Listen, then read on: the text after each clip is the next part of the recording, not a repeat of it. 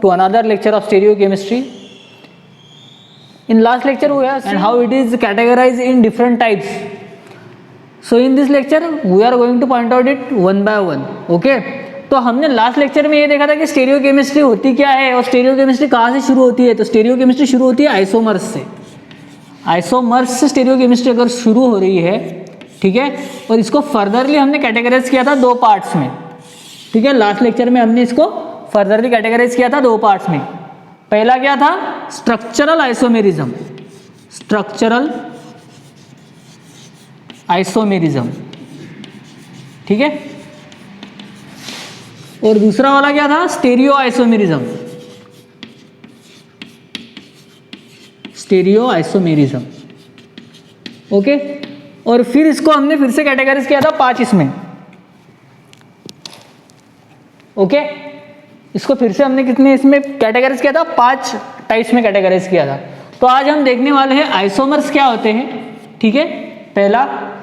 फिर उसके बाद में हम चलेंगे स्ट्रक्चरल आइसोमेरिज्म, ये फिनोमिना क्या होता है और यहाँ पे आइसोमेरिज्म कैसे दिखाता है. ठीक है. तो अब आइसोमर्स मतलब क्या? आइसोमर्स, ठीक है.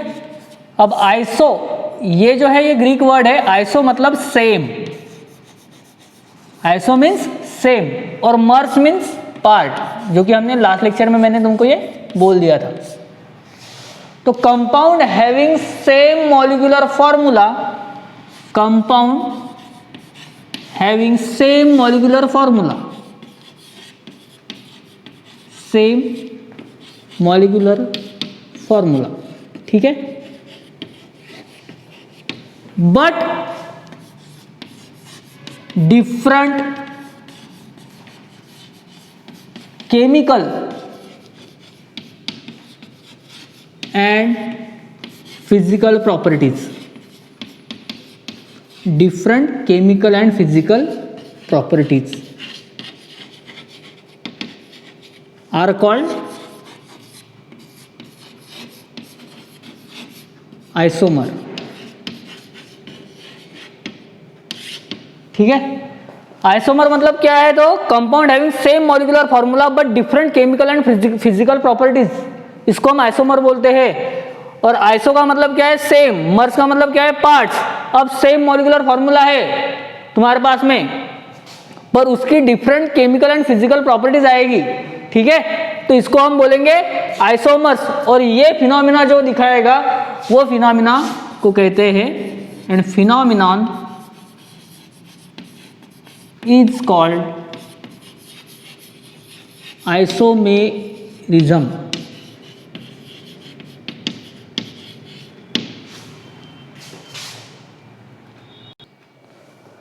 अब ये फिनोमिनॉन जो दिखाता है उसको बोलते हैं आइसोमेरिज्म. तो अब बेसिकली यहाँ पे क्या होता है? अब ये तो हमारी डेफिनेशन हो गई. तो अब सेम मॉलिक्यूलर फॉर्मूला होना चाहिए और उसकी डिफरेंट केमिकल और फिजिकल प्रॉपर्टीज अगर होगी तो उसको हम कहते हैं आइसोमर्स. और अगर ये फिनोमिना कोई दिखा रहा है तो वो फिनोमिना दिखाने वाले को कहेंगे आइसोमेरिज्म कर रहा है. ठीक है. तो अब यहाँ पर अगर हमको कोई एग्जाम्पल देखना है, ठीक है, तो हम क्या करेंगे? एक एग्जाम्पल लेंगे C5H12. ठीक है. अब ये हो गया पेंटेन. अब ये पेंटेन कैसा है? अब ये देखेंगे 1 2 3 4 5. ठीक है, ये एक हो गया. अब देखो यहाँ पर कार्बन कितने हैं? ये एक कार्बन, ये दूसरा कार्बन, ये तीसरा कार्बन, ये चौथा कार्बन, ये पांचवा कार्बन. 1 2 3 इसको दे दिए हमने 3 हाइड्रोजन. क्यों दे दिए? क्योंकि कार्बन की वैलेंसी होती है 4. अब देखते हैं यहाँ पे सेटिस्फाई होती है क्या. 1 2 3 4 कार्बन के 4 बॉन्ड फॉर्म हो चुके हैं. इसका मतलब ये कार्बन सेटिस्फाइड है. यहाँ पे कितने चाहिए? 1 2. तो यहाँ पे कितने हाइड्रोजन लगेंगे? 2. यहाँ पे लिख दिए मैंने 2 हाइड्रोजन. यहाँ पर कितने लगेंगे? 1 2. यहाँ पर भी कितने लगेंगे हाइड्रोजन? 2. यहाँ पर 2 और यहाँ पर 3. तो यहाँ पर हाइड्रोजन कितने हो गए? 1 2 3 4 5 6 7 8 9 10 11 12.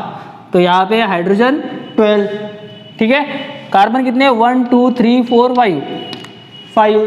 तो इसलिए C5H12 ये हो गया तुम्हारा एक आइसोमर. अब इसका दूसरा आइसोमर कैसा निकालेंगे हम, हैविंग सेम मॉलिक्यूलर फार्मूला। अब मॉलिक्यूलर फार्मूला चेंज नहीं करेंगे, पर इसकी ये जो अरेंजमेंट है ये चेंज कर देंगे। तो वो कैसे चेंज होगी फिर, 1 2 3 4 और मैंने एक लगा दिया यहाँ पे CH3। देखो तो आप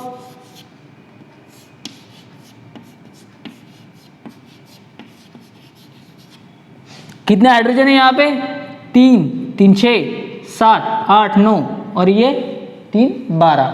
यहाँ पर भी क्या फार्मूला बैठता है फिर, C5H12। अब और एक देखेंगे,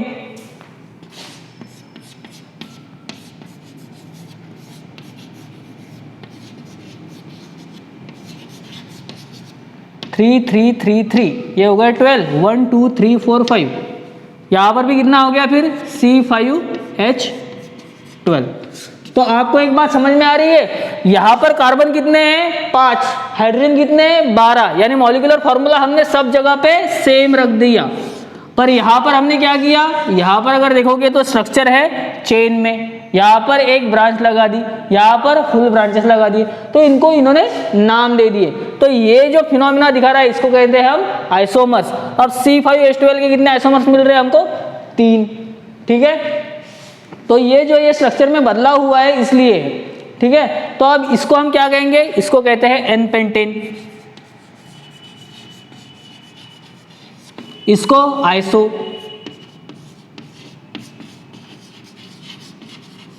और इसको क्या कहेंगे नियो। मतलब पेंटेन ही है, सब जगह पे क्या है पेंटेन, पर इसकी अरेंजमेंट कैसी है डिफरेंट। तो ये अलग प्रॉपर्टीज दिखाएगा फिजिकल केमिकल, ये अलग प्रॉपर्टीज दिखाएगा, ये अलग प्रॉपर्टीज दिखाएगा, ये अलग अलग प्रॉपर्टीज दिखा रहे हैं फिजिकल और केमिकल, इसलिए हम इसको क्या कहते हैं आइसोमर्स, ठीक है। आप लोगों को यहाँ तक समझ में आ चुका होगा। अब इसके नेक्स्ट में हम देखेंगे आइसोमर्स कैसे डिवाइड होता है, ठीक है। अब यहाँ पे हमने लिखा था कि आइसोमर्स डिवाइड होता है 2 पार्ट्स में, स्ट्रक्चरल आइसोमर और स्टेरियो आइसोमर। तो अब हम स्ट्रक्चरल आइसोमेरिज्म में जाने वाले हैं, स्ट्रक्चरल आइसोमेरिज्म, ठीक है। तो स्ट्रक्चरल आइसोमेरिज्म, अब यहां से नाम से ही पता चल जाता है क्या होने वाला है। देखो आइसो मतलब क्या होने वाला है, सेम, ये होता है पार्ट। अब किसके पार्ट देखने वाले हैं हम, स्ट्रक्चर के। तो अगर स्ट्रक्चर के हमको पार्ट देखने हैं, तो अगर डिफरेंट ये सिर्फ स्ट्रक्चर में अगर होगा तो इसको हम क्या कहेंगे स्ट्रक्चरल आइसोमर, ठीक है।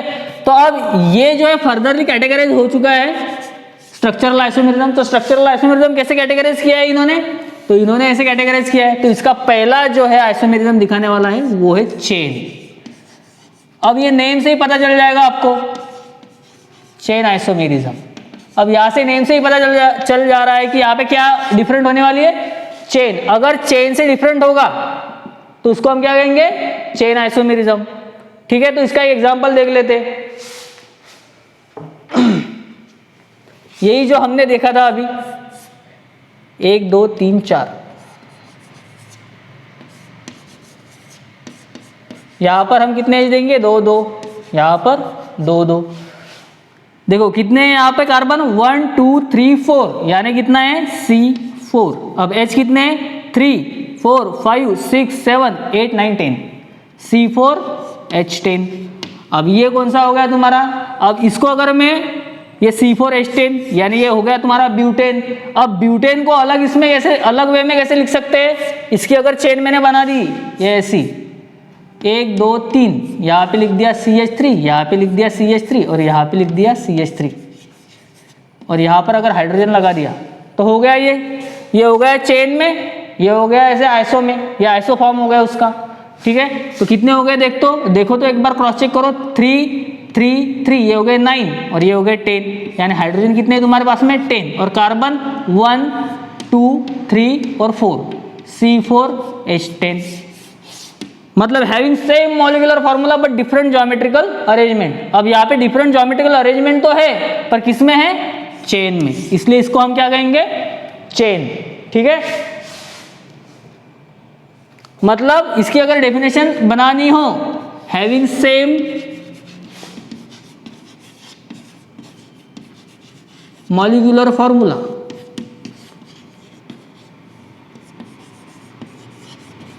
But different arrangement of atoms. ठीक है, तो आई होप आप लोगों को ये समझ में आ चुका होगा चेन आइसोमेरिज्म। अब इसके बाद में कौन सा है, इसके बाद में है functional isomerism, sorry position isomerism. तो अब पोजीशन आइसोमेरिज्म क्या होगा, अब यहाँ पे पोजीशन आइसोमेरिज्म क्या होगा, तो पोजीशन आइसोमेरिज्म में भी डेफिनेशन सेम ही चलेगी। अब जैसे यहाँ पे चेन था, अब यहाँ पे क्या आएगा, पोजीशन। ये इतना वर्ड अगर चेंज होता है तुम्हारा पोजीशन, तो आपको ये वर्ड से ही पता चल जाएगा कि यहाँ पे क्या सेम रहने वाला है, यहाँ पे मॉलिक्यूलर फॉर्मूला सेम रहने वाला है, आइसोमर से सेम पार्ट्स, ठीक है, same part same molecular formula, but position क्या रहेगी, different, having same molecular formula but different in position, different in position. अब इसका एग्जांपल अगर देखना है हमको, तो हम क्या एग्जांपल लिखेंगे इसका, अब देखो यहाँ पे,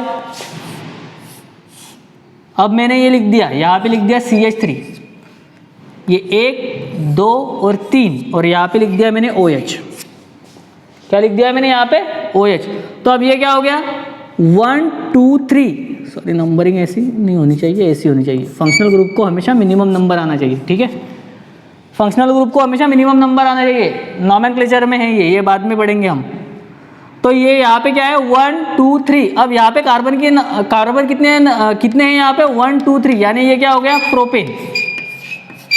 ठीक है, प्रोपेन अगर है और इसको अगर मैंने OH लगा दिया, तो इसको क्या बोलेंगे हम, प्रोपेनॉल। OL से रिप्लेस कर देते E, ठीक है, नॉमेनक्लेचर में ये सब पढ़ा हुआ होगा आपने।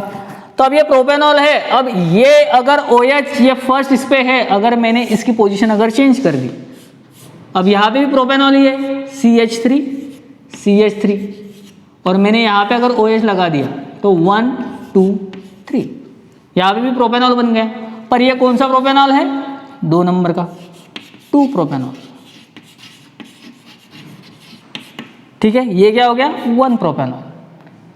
ठीक है, और अगर मैंने यहाँ पे कार्बन अगर बढ़ा दिए, सपोज यहाँ पे मैंने कार्बन अगर बढ़ा दिया, तो ये प्रोपेन ये हट जाएगा, यहाँ से भी ये प्रोपेन हट जाएगा, और मैंने अगर यहाँ पे और एक कार्बन बढ़ा दिया CH3 और इसको कर दिया CH2, अब ये क्या हो गया, ब्यूटेनॉल। तो यहाँ पे 2 ब्यूटेनॉल, और यहाँ पर क्या आएगा फिर 1 2 3,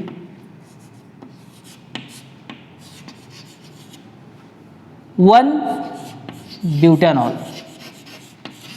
ठीक है, यहाँ पे क्या हो रहा है, पोजीशन में डिफरेंस आ रहा है कि भाई ये फंक्शनल ग्रुप है, ये फंक्शनल ग्रुप अगर पोजीशन चेंज कर रहा है और उसकी वजह से आइसोमेरिज्म दिख रहा है, तो हम उसको कहेंगे पोजीशन आइसोमेरिज्म।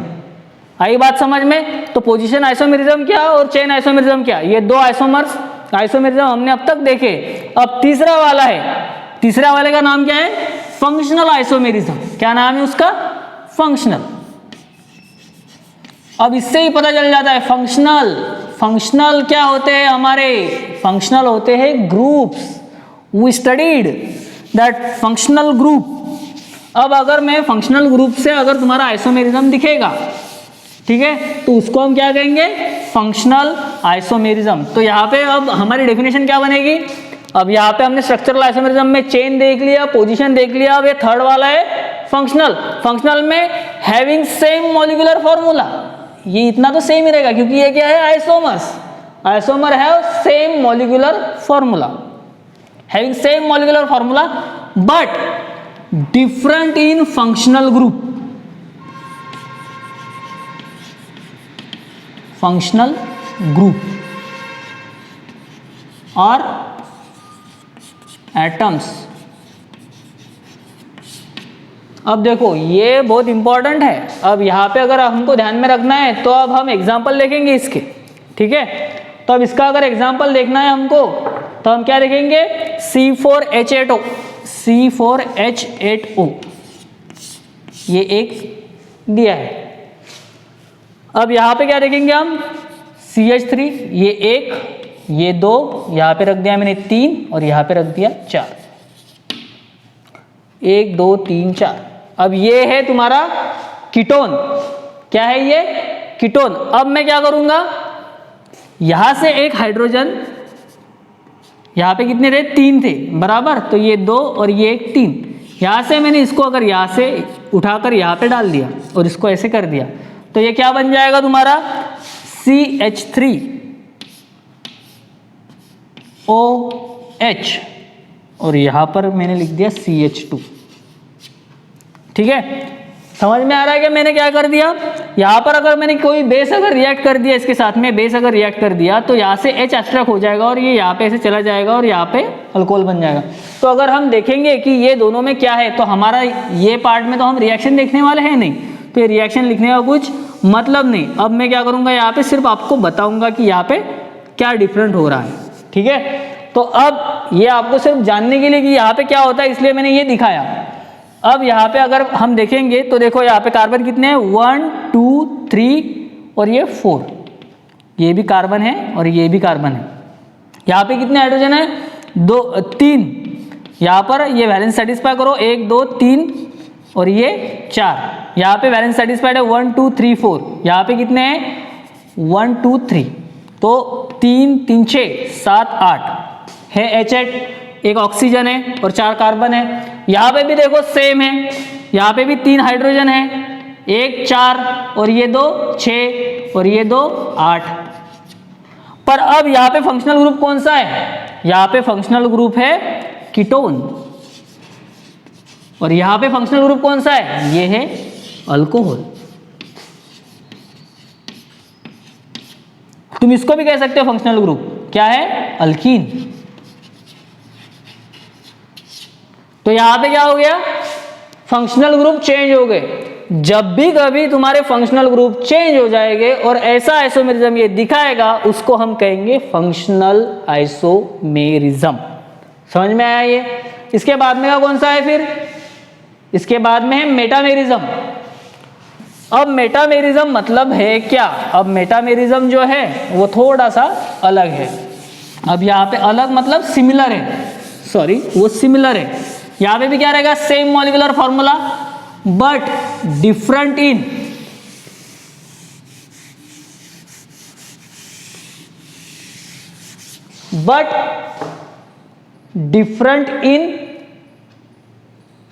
पोजीशन। ये भी क्या है, पोजीशन। मेटामेरिज्म।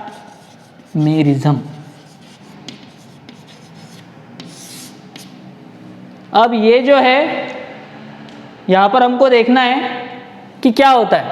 ठीक है, मेटामेरिज्म। अब मेटामेरिज्म में भी क्या है, having same molecular formula but different in position. पर ये लिमिटेड किसके लिए है, ये सिर्फ डाइवैलेंट के लिए लिमिटेड है। किसके लिए है, डाइवैलेंट। डाइवैलेंट स्पेसीज के लिए, सिर्फ किसके लिए, डाइवैलेंट मतलब ऑक्सीजन, सल्फर और वो ग्रुप में जो आते हैं वो। ठीक है, पूरी वो फैमिली में जो आएंगे उनके लिए ये सिर्फ लिमिटेड है। तो ये लिमिटेड एडिशन है। Metamerism is limited edition only for divalent compound having same molecular formula but different in position. अब पोजीशन आइसोमेरिज्म में हमने क्या देखा था कि फंक्शनल ग्रुप जो था वो ऐसा था OH, और उसके बाद में हमने क्या किया था, यहाँ पे भी OH रख दिया था। ठीक है, तो यहाँ पे ये फंक्शन इसका मतलब यहाँ पे पोजीशन इसकी चेंज हो गई थी। यहाँ पे 1 नंबर पे था, यहाँ पे ये 2 नंबर पे है। ठीक है, तो यहाँ पे क्या होगा, यहाँ पे सिर्फ डाइवैलेंट के लिए है और डाइवैलेंट में कैसा होगा, पोजीशन ही चेंज होगी, उसकी भी क्या होगी, पोजीशन ही चेंज होगी। तो हम इसका एग्जाम्पल अगर देखेंगे तो इसका एग्जाम्पल क्या है, C4H10O, C4H10O ये इन्होंने दिया है। अब ये मॉलिक्यूलर फॉर्मूला से हमको बनाने हैं, तो मैं ऐसा कर देता हूँ 1 2 3, ठीक है, और यहाँ पे लिख देता हूँ O और यहाँ पे लिख देता हूँ CH3, 1 2 3 4 CH3। अब देखो 3 4 5 6 7 8 9 10 हो गए स्टेन। ऑक्सीजन है। कार्बन कितने हैं? 4 1 2 3 4 4 कार्बन है। तो अब यहाँ पे हमको देखना है कि यही अब किस वे में दिखाएगा। अब इसकी पोजीशन मैंने यहाँ पे चेंज कर दी।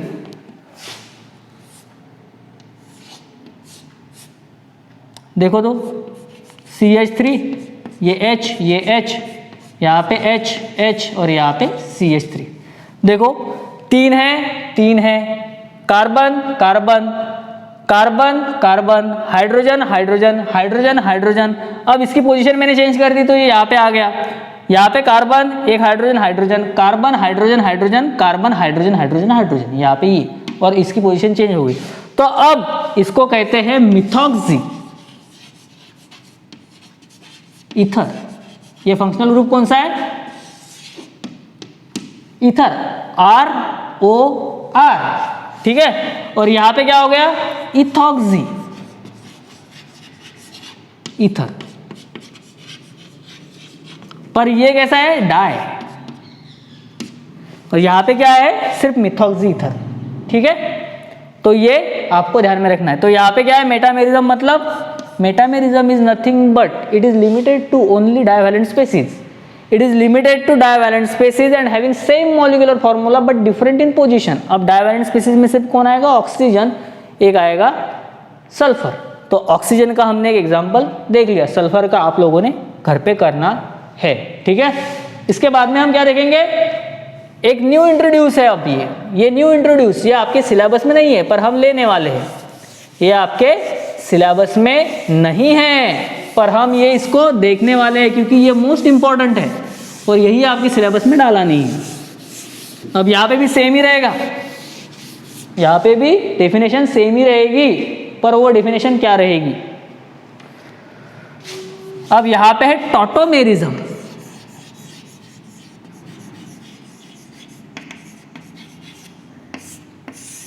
ये सबसे इंपॉर्टेंट है, ये ऑर्गेनिक रिएक्शन में, ऑर्गेनिक सिंथेसिस में ये सबसे काम में आता है, टॉटोमेरिज्म। अब टॉटोमेरिज्म मतलब क्या? हैविंग सेम मॉलिक्यूलर फॉर्मूला, क्योंकि ये आइसोमर्स है।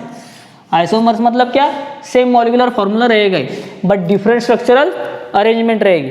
तो अब यहाँ पे टॉटोमेरिज्म अगर देखेंगे हम, टॉटोमेरिज्म अगर देखेंगे तो ये क्या होता है? यहाँ पे अगर कोई फंक्शनल ग्रुप है कीटोन तो इसका टॉटोमर बन जाएगा। कैसा रहेगा? ये जो है ये इक्विलिब्रियम में होता है। ये जब हम रिएक्शन देखेंगे तब हम पढ़ेंगे कि ये कैसे इक्विलिब्रियम में होता है, क्यों इक्विलिब्रियम में होता है, सब कुछ।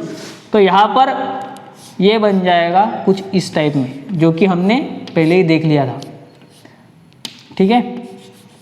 ऐसा हमने देखा था ना फंक्शनल आइसोमेरिज्म में। ये फंक्शनल आइसोमेरिज्म नहीं है पर ये टॉटोमेरिज्म है। अब tautomerism is limited to alpha hydrogen. अब फंक्शनल ग्रुप के बाद में जो हाइड्रोजन होता है उसके लिए ही लिमिटेड है। फंक्शनल ग्रुप के बाद में ये CH3 है। यहाँ से जब एक हाइड्रोजन जाएगा और यहाँ पे गिरेगा ऐसे, तब जाके ये टॉटोमर दिखाएगा। तो having same molecular formula, having same molecular formula but different in functional group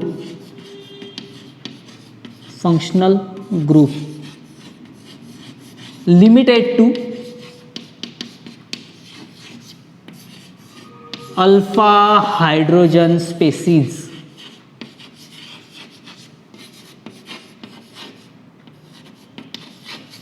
ठीक है। तो अल्फा हाइड्रोजन जहां जहां पे दिखेगा यहाँ पे वो टॉटोमेरिज्म दिखाएगा। और ये होगा तुम्हारा कीटो फॉर्म, इसको बोलते हैं कीटो फॉर्म, कीटो। और ये क्या हो गया? इनॉल फॉर्म।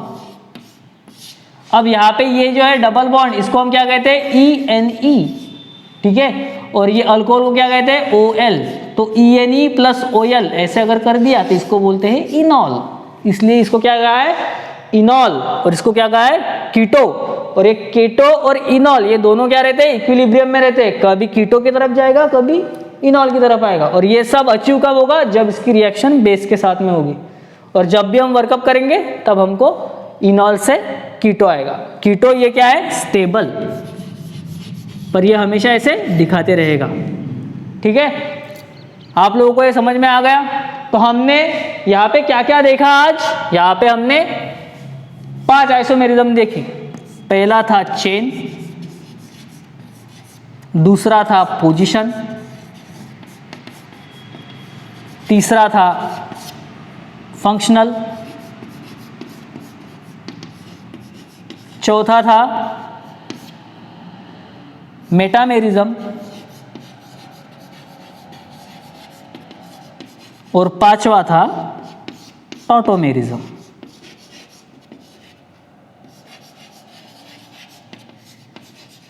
ठीक है, यहाँ पे क्या होगा? चेन में डिफरेंस होगा। यहाँ पे क्या होगा? पोजीशन चेंज होगी फंक्शनल ग्रुप की। यहाँ पे फंक्शनल में फंक्शनल ग्रुप ही चेंज हो जाएगा। यहाँ पे मेटामेरिज्म में फंक्शनल ग्रुप चेंज होगा, पर ये लिमिटेड इसके लिए है, डाइवैलेंट के लिए। डाइवैलेंट के लिए, सिर्फ डाइवैलेंट में है ये। ठीक है, और टॉटोमेरिज्म क्या है? अल्फा हाइड्रोजन के लिए लिमिटेड है। यहाँ पे भी क्या होगा? फंक्शनल ग्रुप चेंज होगा, पर कैसा? जहाँ पे अल्फा हाइड्रोजन होगा वही। तो ये हमारे 5 टाइप्स थे स्ट्रक्चरल आइसोमेरिज्म की। आई होप आप लोगों को ये सब कुछ समझ में आ गया होगा। अगर नहीं आया होगा तो कमेंट सेक्शन में जाकर कमेंट कर देना कि सर ये समझ में नहीं आया। मैं आपको ये लगे तो फिर से पढ़ा दूंगा। Okay, thank you, see you in next lecture. We are going to see in next lecture stereo isomerism.